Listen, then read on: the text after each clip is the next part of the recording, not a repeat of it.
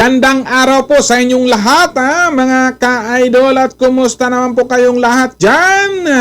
Sana po nasa mabuti kayong kalagayan, mga ka-idol, na oras na po na ito. So dito po tayo ngayon sa mainit nga issue, mga ka-idol. At ito po isang mainit na ating talakayin po ngayon na araw na po na ito, mga ka-idol. Dahil po si Vice President Sara Duterte, talagang ibinunyag niya po ang lahat, mga ka-idol.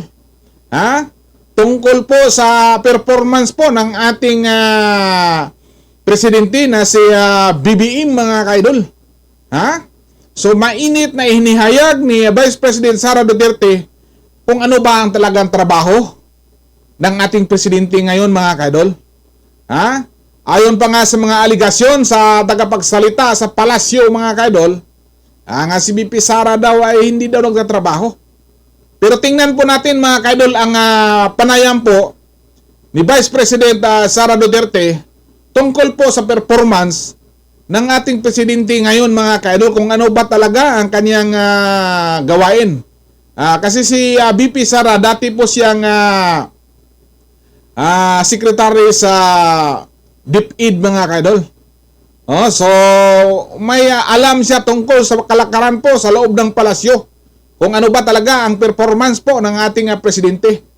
Kaya sa ngayon, mga ka-idol, parang wala pa tayong nakita, puro lang issues corruption.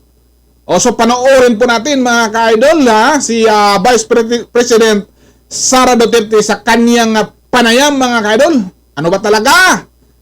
Mr. President, ano bang ginagawa mo dyan? Panoorin po natin sabay-sabay, mga ka-idol. Diyos ko, akala mo ba yung presidente natin nagtatrabaho? Hindi nagtatanong yan at all.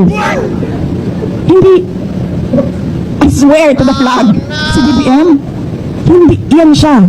Nagtatanong ng trabaho at all. Kaya napansin niyo ba, walang direksyon yung governance at walang direksyon yung iba't ibang departamento. Bakit? Kasi he doesn't give direct, he doesn't command. He doesn't command, he doesn't ask, he doesn't say that, look, there's a Philippine development plan and what are you supposed to do about this? Akala niyo ba yung ginawa ko sa DepEd galing yung kay BBM? Hindi, akin yun, lahat. Kasi he did not give any orders at all. So pag upo ko doon, sabi ko sa mga kasamahan ko, sa mga Yusik at Asik, I think this is our show.